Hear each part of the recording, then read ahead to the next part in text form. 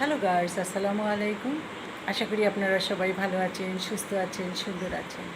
আমি আবার আপনাদের মাঝে উপস্থিত হয়েছি ছোট্ট গল্প করার জন্য। বাবা মা কীভাবে সুখী থাকবেন? জানেন, বাবা মা সবসময় সুখী থাকেন। তারা সন্তান জন্ম দেন, সন্তানকে লালন পালন করে তাদের নিজের রাস্তায় নিজেদের দাঁড় করিয়ে দেন। তারপর নিজেদের মাথা গুঁজানোর একটা ঠাঁই করে নিজেদের ভবিষ্যৎ কীভাবে চলবে, সন্তানদের কাছে যেন হাত পাততে না হয়, ঠিক সেভাবে চলতে হবে।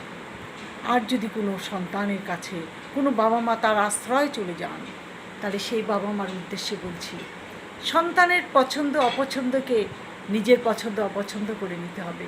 সন্তানের ভালো লাগা না ভালো লাগাকে নিজের ভালো লাগা না ভালো লাগা করে নিতে হবে। সন্তানের হাসিতে হাসতে হবে, কাশিতে কাশতে হবে, কান্নায় কাঁদতে হবে।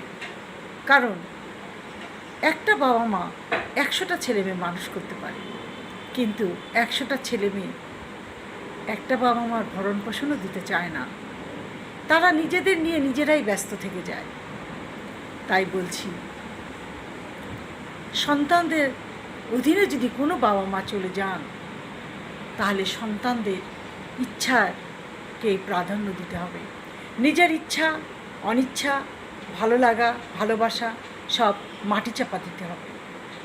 কারণ যদি আপনি ছেলের ইচ্ছার বিরুদ্ধে কথা বলেন, বা যদি ছেলে মেয়েদের ভালো লাগার বিরুদ্ধে কথা বলেন, তাহলে আপনার একটাই স্থান, তা হলো বৃদ্ধাশ্রম।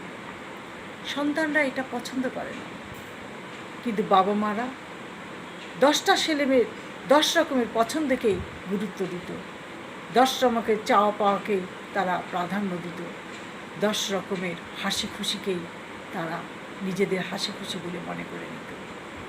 কিন্তু সব সন্তান কি তাই করে? কিছু সন্তান আছে বাবা মাকে ভীষণ ভালোবাসে, বৃদ্ধ হয়ে গেছে, তারপরেও বাবা মার ইচ্ছা অনিচ্ছার বিরুদ্ধে কথা বলে না। বাবা মা বৃদ্ধ হয়েও তাদের শাসন করে, সেই শাসনের অসম্মান করে না। তাই বলছি যে যদি নিজেদের ভবিষ্যৎ গড়াতে হয়, জোয়ানকালেই গড়িয়ে নিন, বৃদ্ধ হয়ে গেলে কিছুই করার থাকবে না। সন্তানদের অধীনে যেন যেতে না হয়, পারতপক্ষে তার চেষ্টা করবেন। আর সন্তানদের অধীনে চলে গেলে তাদের চাওয়া পাওয়াকেই নিজের চাওয়া পাওয়া বলে মনে করবেন, তাহলে হয়তো একটু সুখের মুখ দেখতে পারেন।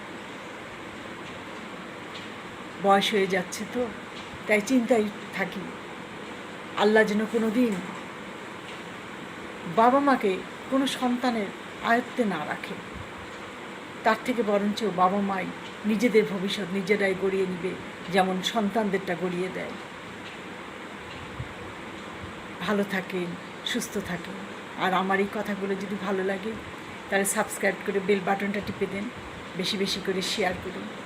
আজ এই পর্যন্ত, আল্লাহ হাফেজ।